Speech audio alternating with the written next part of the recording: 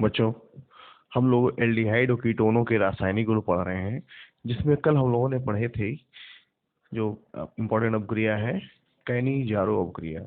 ये अपक्रिया वे एल्डिहाइड देते हैं जिनमें अल्फा एच परमाणु नहीं होता। क्लियर हो गया? क्योंकि हम केवल एल्डिहाइडों की क्रिया देख रहे हैं, समझ रहे हैं, तो ध्यान से समझिएगा कि ऐसे एल्डिहाइड जिनमें अल्फा एच परमाणु नहीं होते, केवल वे ही कैनी-जारो अपक्रिया देते हैं। क्लियर हुआ? अब हमें क्रॉस पढ़ना है, क्रॉस कैनी-जारो। तो जब दो अल्फा एच परमाणु विहीन, यानी जिनमें अल्फा एच परमाणु नहीं होता, एल्डिहाइड 50% NaOH के साथ क्रिया करते हैं, यानी संघनित होते हैं, तब यह क्रिया क्रॉस कैनी-जारो अपक्रिया कहलाती है। क्रॉस कैनी-जारो अपक्रिया कहलाती है। अब इसमें क्या होगा?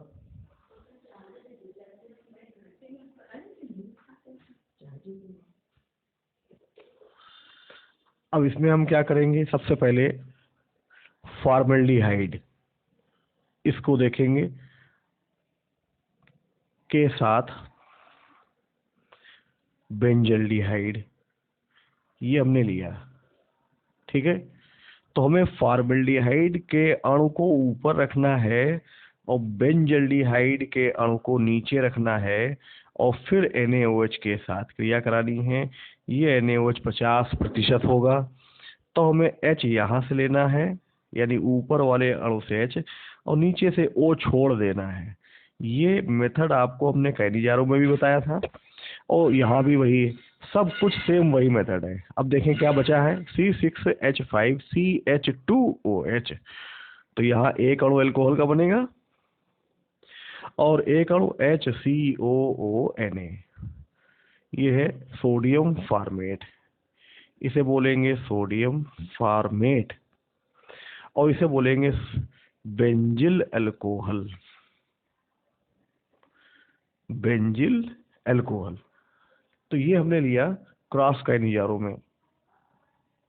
ये समझ में आ गया सबको? अब इसके बाद आते हैं जो इम्पोर्टेंट अपक्रिया है इसके बाद, वो है टिशेंको अपक्रिया। टिशेंको अपक्रिया, तो इसको समझें कि टिशेंको अपक्रिया क्या है। कि एल्डिहाइड, अब वो चाहे अल्फा एच परमाणु वाला हो अथवा अल्फा एच विहीन हो, चाहे कोई भी एल्डिहाइड हो, ठीक है। तो किसी भी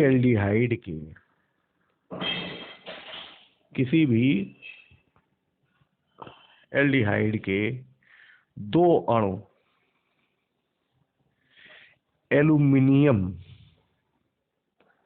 एल्यूमिनियम एथॉक्साइड की उपस्थिति में परस्पर संघनित होकर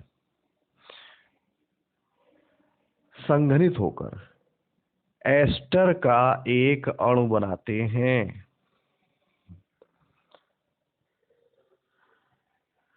यह क्रिया टिशेंको अपक्रिया कहलाती है। अच्छे से याद होना चाहिए। दरअसल होता क्या है कि एल्डिहाइड के दो अणु आपस में संघनित होंगे, जिसमें एक अणु अल्कोहल और एक अणु अम्ल का बनता है, और ये दोनों आपस में जुड़कर एस्टर बना लेते हैं, क्योंकि अम्ल और अल्कोहल क्रिया करके एस्टर। तो हम इस क्रिया में डायरेक्ट एस्टर बना रहे हैं, और उसको ध्यान से देखिए। सबसे पहले हम फॉर्मल्डिहाइड लेते हैं। ये हमने लिया फॉर्मल्डिहाइड, फिर एक अणु और फॉर्मल्डिहाइड का ले लिया। क्लियर हो गया? एल्युमिनियम एथॉक्साइड लेना है, OC2H5 का होल थ्राइस। और तरीका वही है जो भी हमने कैनी-जारो में लिया था, कि ऊपर से H निकालेंगे और नीचे से O छोड़ देंगे। ऊपर से H निकालेंगे, नीचे से O छोड़ देंगे। अब देखो ये क्या बचा है, CH3 है। अब इधर क्या है, जो बचा है उसको लेंगे HCOO, और उसके बाद जो हमने बॉक्स में बंद किया है वो लिख देंगे CH3। इसका नाम है मेथिल फॉर्मेट, मेथिल फॉर्मेट। अब हम एसिटल्डिहाइड में यही क्रिया कराएंगे। तो एसिटल्डिहाइड के दो अणु ले लेते हैं। एल्युमिनियम मेथॉक्साइड की उपस्थिति होती है। बच्चों बहुत ध्यान से देखना है आपको, ये इन चीजों को बहुत अच्छे से समझना पड़ेगा कि ऊपर से H निकालेंगे और नीचे से O छोड़ेंगे, ये चीज आपको याद रखनी है। बचा क्या है देखें, CH3 COO, CH3 COO। अब इसके बाद क्या निकाला है, देखो C के दो हैं, C2H3 4 5, यानी C2H5। इसे कहेंगे ethyl acetate, ethyl acetate. Clear हो गया। अगर हम यहाँ पर बेंजल्डिहाइड के दो अणु ले लें, तो हमने देखो विभिन्न प्रकार के एल्डिहाइड ले लिए हैं। इसमें अल्फा H है, किसी में नहीं है, लेकिन क्रिया सारे टिशंको अब क्रिया ही दे रहे हैं। अब ऊपर से H निकालेंगे, नीचे से क्या छोड़ेंगे, याद आ गया, नीचे से O छोड़ेंगे, ऊपर से H निकालेंगे। अब जो बचा है पहले उसको लिखेंगे, C6H5, फिर COO, उसके बाद CH2, और उसके बाद C6H5। इस वाले को, हिस्से को कहते हैं बेंजिल, और इसे कहेंगे बेंजोएट, बेंजिल बेंजोएट। इतना समझ में आ गया। तो ये थी टिशंको अपक्रिया। अब इसकी अपचायक प्रकृति पे आते हैं। एल्डिहाइड प्रबल अपचायक होते हैं, तो ये क्रियाएं भी बहुत महत्वपूर्ण हैं। अपचायक प्रवृत्ति यानी टेंडेंसी। तो अपचायक प्रवृत्ति क्या है कि एल्डिहाइड सरलता से अम्ल में ऑक्सीकृत हो जाते हैं। तो ध्यान से हम फिर से बोल दे रहे हैं, एल्डिहाइड सरलता से, तेजी से, यानी बहुत तेज अम्लों में, कौन से अम्ल, कार्बोक्सिलिक अम्ल में अपचयित, वो क्या कहते हैं, ऑक्सीकृत हो जाते हैं। क्यों हो जाते हैं, क्योंकि जब वो दूसरे से ऑक्सीजन निकालेंगे तो खुद ऑक्सीकृत हो जाएंगे, और जिस पदार्थ से ये ऑक्सीजन निकालते हैं उनका अपचयन होता है। अर्थात ये किसी दूसरे पदार्थ का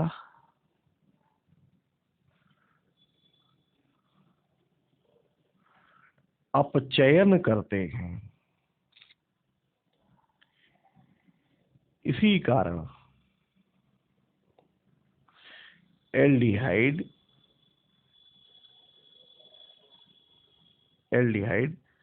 प्रबल अपचायक होते हैं। इतना समझ में आया।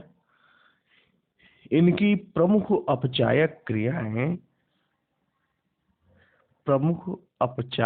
क्रियाएं निम्न हैं।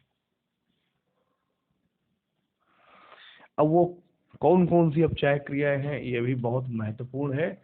बच्चों वो ध्यान से एक एक चीज सुनते जाइएगा, समझते जाइएगा।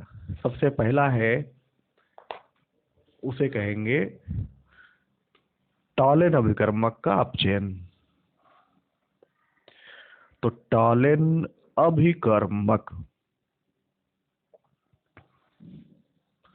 का अपचयन। तो अब हमारे सामने ये समस्या है कि हम इसको समझें कि ये टॉलेन अभिकर्मक क्या होता है। तो फिर से ध्यान से सुनिएगा कि अमोनियामय, यानी अमोनिया मिला हुआ, अमोनियामय सिल्वर नाइट्रेट AgNO3 का विलयन टॉलेन अभिकर्मक कहलाता है। याद करिए, 3-4 बार बार बोलिएगा कि अमोनियामय सिल्वर नाइट्रेट का विलयन टॉलेन अभिकर्मक कहलाता है। यह 98% AgNO3, 1% NH4OH तथा 1% NaOH का मिश्रण होता है।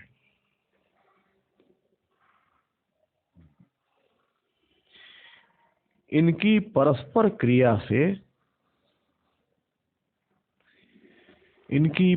क्रिया से Ag2O, ये है सिल्वर ऑक्साइड, बनता है।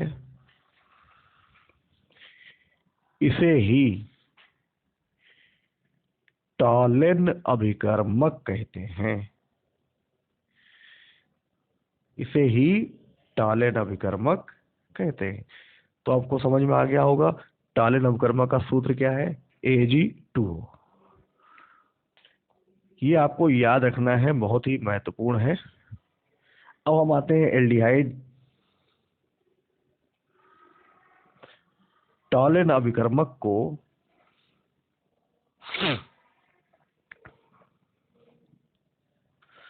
काले रजत दर्पण में अपचयित कर देते हैं। ये सारे एल्डिहाइड क्रियाएं देंगे, जितने भी एल्डिहाइड हैं ये सभी एल्डिहाइड क्रिया देते हैं। जैसे हम कोई भी एल्डिहाइड के लिए हमने RCHO लिया प्लस Ag2O, ये क्या है, टॉलेन अभिकर्मक है। अब यहाँ से O निकालेंगे, एल्डिहाइड में डालेंगे और ये दोनों O मिलके C तथा H के बीच में आ जाएंगे, तब बन जाएगा RCOOH। ये तो हो गया कार्बोक्सिलिक एसिड। और प्लस अब यहाँ तो 2 Ag बचे हैं ना, 2 Ag, ये है काला रजत दर्पण, सिल्वर मिरर। अब इसी R की जगह पर आप लोग HCHO यानी फॉर्मल्डिहाइड ले करके यही क्रिया कराइए।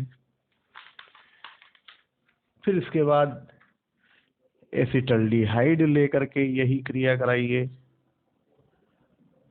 और फिर इसके बाद बेंजल्डिहाइड ले करके यही क्रिया कराइए। तो ये टॉलेन अभिकर्मक की क्रियाएं होंगी। पहले वाले में फॉर्मिक अम्ल, दूसरे वाले में एसिटिक अम्ल, तीसरे वाले में बेंजोइक अम्ल बनेगा। इतना समझ में आ गया।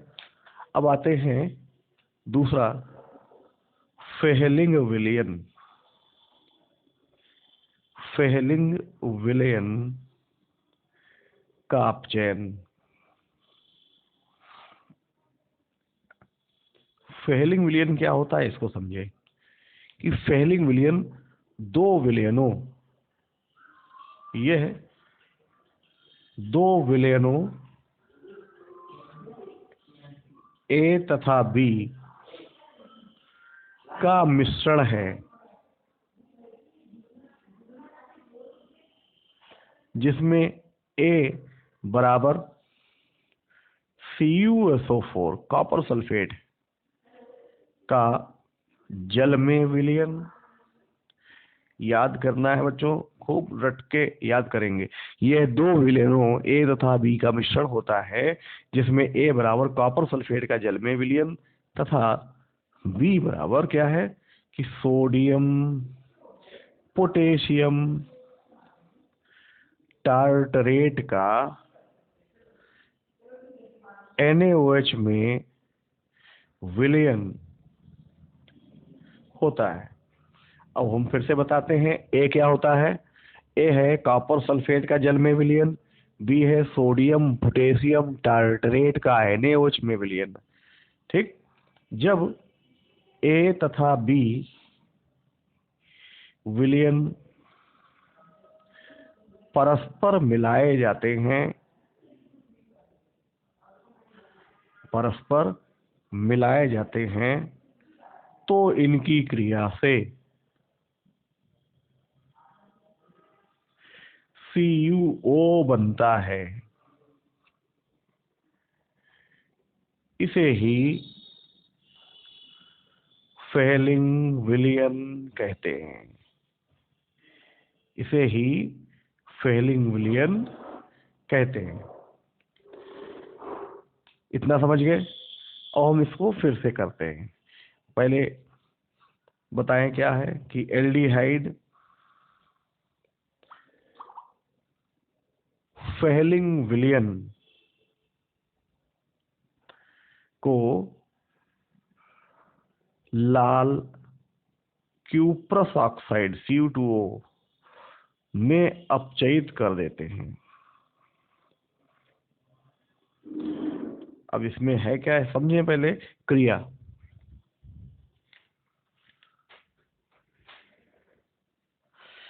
RCHO प्लस 2CuO लेंगे, ये है फेलिंग विलयन। इसमें से एक ऑक्सीजन निकालते हैं, एल्डिहाइड में डालते हैं। ये वाली एक O इस O के साथ मिलके CH के बीच में जाएगी, तो RCOOH प्लस अब 2 Cu बचे हैं और एक ही तो O बची है, ये है लाल क्यूप्रस ऑक्साइड।